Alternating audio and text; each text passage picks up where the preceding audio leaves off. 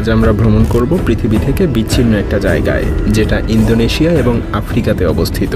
বাংলাতে যে জায়গাকে বলা হয় মৃতের দেশ, যেখানে মানুষ মৃত্যুর পরেও জীবিতদের সাথে কথা বলতে পারে।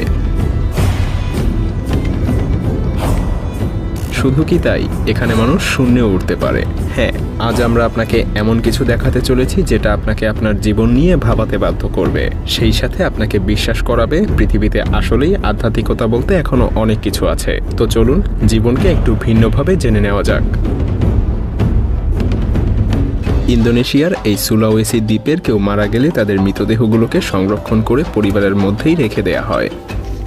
Tidak takut dengan mayat atau jenazah yang ada sebab তাদের বিশ্বাস এই মৃতদেহগুলো তখনও জীবিত থাকে। তারা সেই মৃতদেহগুলোকে ভাবে অসুস্থ ব্যক্তি, যারা কিনা অসুস্থ হয়ে বিছানায় পড়ে আছে। এমনকি তারা এই মৃতদেহগুলোকে খাবারও খেতে দেয়।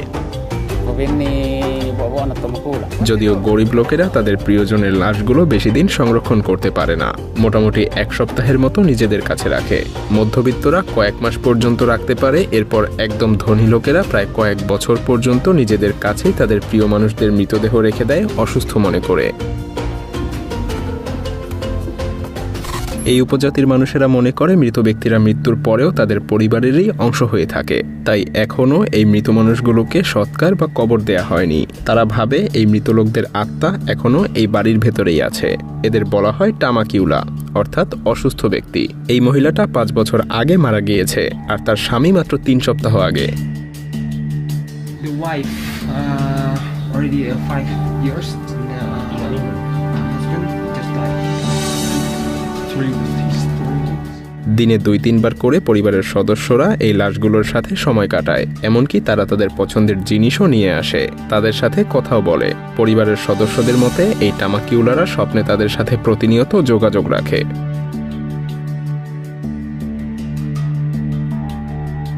পরিবারগুলো যতদিন না অনেক টাকা জমিয়ে বড় কোনো সৎকার অনুষ্ঠানের আয়োজন করতে পারে, ততদিন পর্যন্ত এই লাশগুলোকে এভাবেই রাখা হয়, এমনকি বছরের পর বছর ধরে।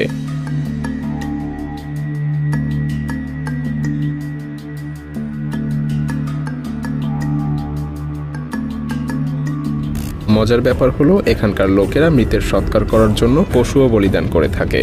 তাদের ধারণা মতে যারা মারা যায় তাদের উদ্দেশ্যে যদি মহিষ বলি না দেওয়া হয়, তাহলে তারা দ্রুত পরকালে যেতে পারবে না, কারণ মহিষকে তারা পরকালের বাহন হিসেবে মনে করে।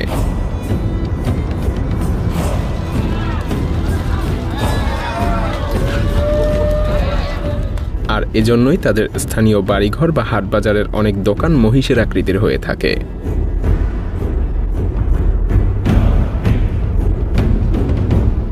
আর এই মহিষের বাজারগুলো থেকেই মহিষ বলিদানের জন্য কেনা হয়।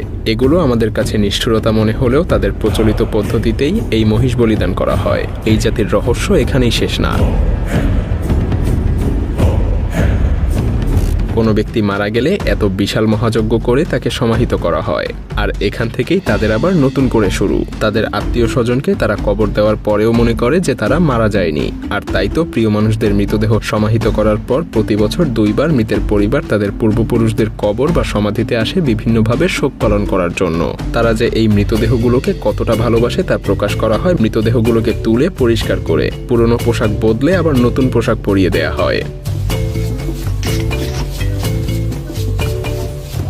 এমনকি তারা সেই মৃতদেহগুলোর পূজাও করে থাকে, যদিও তারা আবার সৃষ্টিকর্তাকেও বিশ্বাস করে।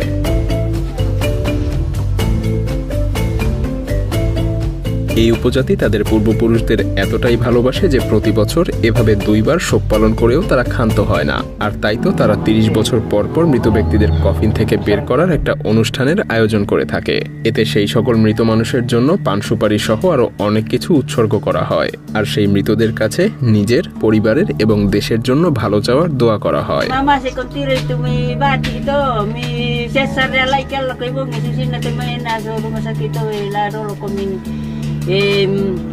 Beni pedang pisau lah doktor sekretari mama se komile nene nene palamba nene rolo nene undi nene tak।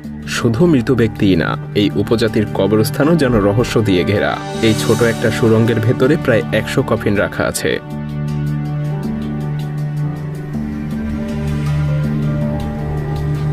Everywhere. Look.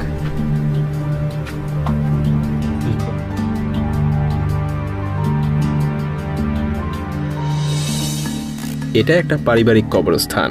এই কফিনগুলো একদম প্রায় ধ্বংস হয়ে গেছে। এছাড়া বিভিন্ন পোকামাকড়ও কফিনগুলোতে বাসা বাঁধে। এসব কফিন শত শত বছরের পুরনো, অনেকগুলোই 200 বছরেরও আগের। আর এই গুহাগুলায় আর্দ্রতার পরিমাণ অনেক বেশি, তাই মৃত লাশগুলো খুব দ্রুতই পচে যায়।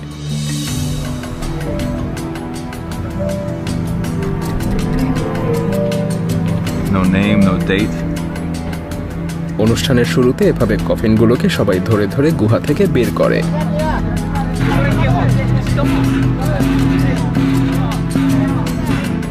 দেখে মনে হবে কোনো খুশির অনুষ্ঠান চলছে। এই লাশটা 100 বছরের পুরনো।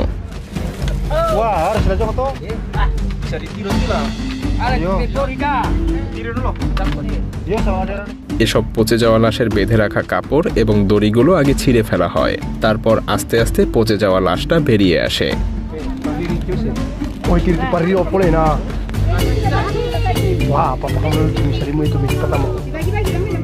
এরপর লাশের পরিবারের লোকজন ছবি তুলতে শুরু করে, যেন তাদের প্রিয়জনকে তারা আবার নতুন করে ফিরে পেয়েছে।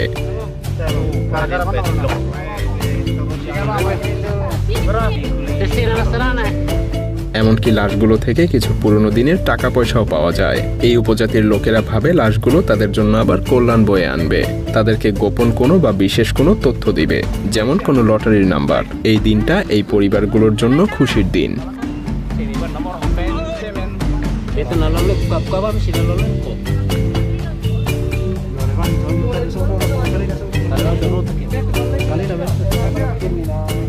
এসব উপজাতির রহস্য এখানেই শেষ না, এরা উড়তেও পারে।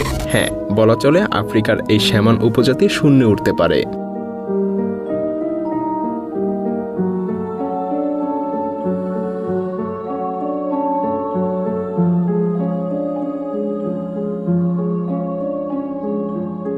এই সময়টাতে আশেপাশে বিভিন্ন মন্ত্র পাঠ করা হয়, সেই সাথে বাজানো হয় বিভিন্ন বাদ্যযন্ত্র।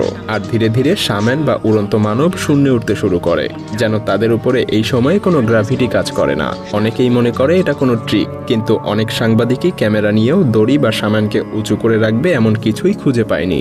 কিন্তু এই শাম্যান ঠিকই শূন্যে উঠছে, আর এর ব্যাখ্যা আসলেই কারো কাছে নেই। হয়তো সত্যি এগুলো সেখানকার আধ্যাত্মিকতার কোনো ক্ষমতা।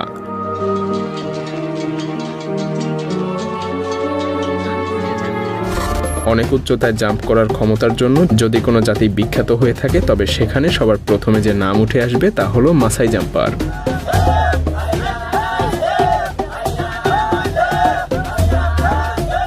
এই উপজাতিরা কোনো রকম সাহায্য ছাড়াই একাই 3 ফুট পর্যন্ত লাফ দিতে পারে, যা যে কোনো সাধারণ মানুষের লাফের চাইতে 3 গুণ বেশি, কারণ একজন সাধারণ মানুষ সর্বোচ্চ 1 ফুট পর্যন্ত লাফ দিতে পারে। এই উপজাতিরা আবার মেরান নামেও পরিচিত। তারা সাধারণত তাদের বিভিন্ন উৎসব অনুষ্ঠানে শক্তি প্রদর্শনের জন্য অনেক উচ্চতায় জাম্প করে থাকে। তাছাড়া ঘন্টার পর ঘন্টা ধরে বিভিন্ন গান বাজনাও হয় সেসব অনুষ্ঠানে। তবে তাদের লাফানোর মধ্যে কিছুটা ভিন্নতা আছে। তারা পায়ের উপর ভর দিয়ে সোজা উপরের দিকে লাফ দিয়ে থাকে, যেটা তাদেরকে আরো উঁচুতে উঠতে সাহায্য করে।